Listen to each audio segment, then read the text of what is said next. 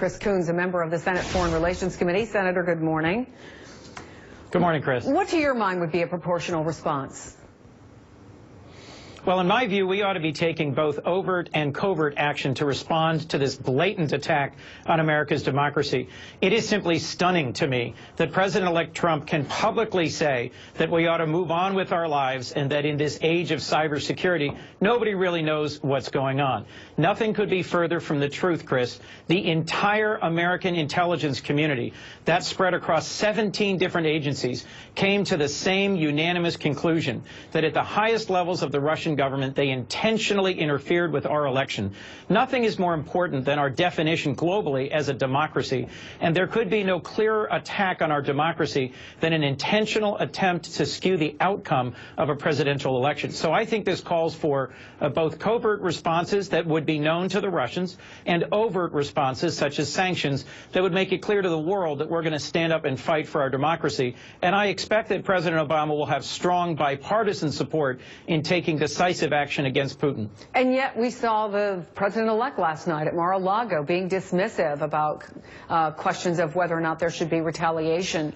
And is there a concern on your part that the Obama administration is going to do something that frankly will have no net effect, because all that will happen is Donald Trump becomes president and he rescinds an executive order?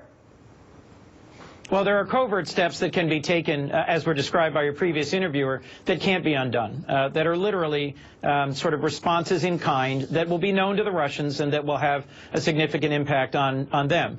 I do think it's possible that President will try to reverse sanctions against Putin and his inner circle, against those responsible for these cyber attacks, and I think he will face strong bipartisan opposition.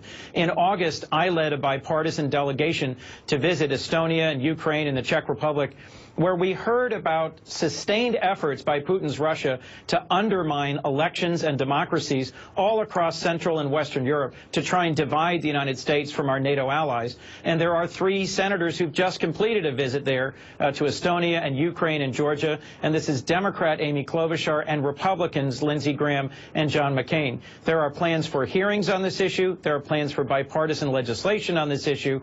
I think it would be very foolish of President-elect Trump to continue to maintain his current line that we don't know what happened and we shouldn't take action in response to it. I think that's just reckless. Yeah, you mentioned this trip to Estonia. It's worth reminding people that there's a kind of a Silicon Valley there. I mean, they have some very smart minds there. There's an intensive cyber activity there, people who are very expert in these kinds of things. And as you said, Senator Lindsey Graham said, not just him, but he believes 99 senators disagree with Donald Trump on this whole issue of Russian hacking. Let me remind people and play that.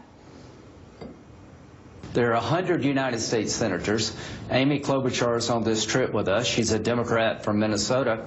I would say that 99 of us believe the Russians did this, and we're going to do something about it. Along with Senator McCain, after this trip's over, we're going to have the hearings, and we're going to put sanctions together that hit Putin as an individual and his inner circle for interfering in our election. And they're doing it all over the world, not just in the United States.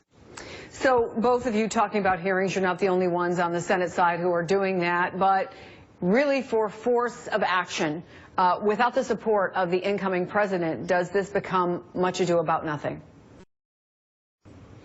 Well, I think the president-elect is going to see a strengthening of the bipartisan relations on key committees like foreign relations, like armed services, like intelligence, where we already have an experience of working together in a bipartisan way, for example, to occasionally challenge President Obama's actions on Israel.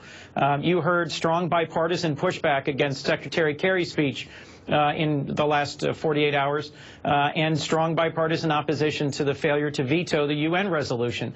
I think going forward, President-elect Trump will discover that a bipartisan majority of committees that are critical to his ability to pass any legislation, committees like armed services, foreign relations, appropriations, he will ignore those bipartisan majorities at his peril.